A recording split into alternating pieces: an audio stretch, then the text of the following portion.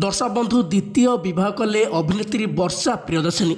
वर्षा और अनुभवकर बहुत दिन धरी डिवोर्स मामला कोर्टे चली आसी बेले एवं कोर्ट यह राय शुणाई। शेष में वर्षा अनुभव परस्पर ठारू अलग होती। कोर्ट को निष्पत्ति पर वर्षा और अनुभव एवं डिवोर्स नहीं पारे उभय परस्पर ठारू सबुन अलग हो पारे।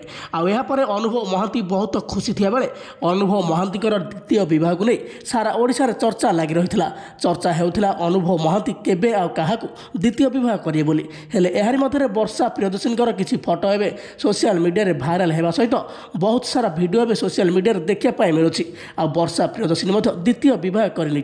तेज अभिनेत्री वर्षा प्रियदर्शिनी क्या द्वितीय विवाह कले से हिरो जनक किए जदि आपने जानापी चाहते आज भिडियोटी को प्रथम शेष जाए देखूँ।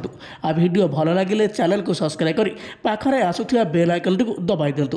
ताले फ्रेंड्स आपने देखिपे वर्षा प्रियदर्शिनी यह गेटअप बर्तमान समय द्वितीय विवाह कर अभिनेत्री वर्षा प्रियदर्शिनी।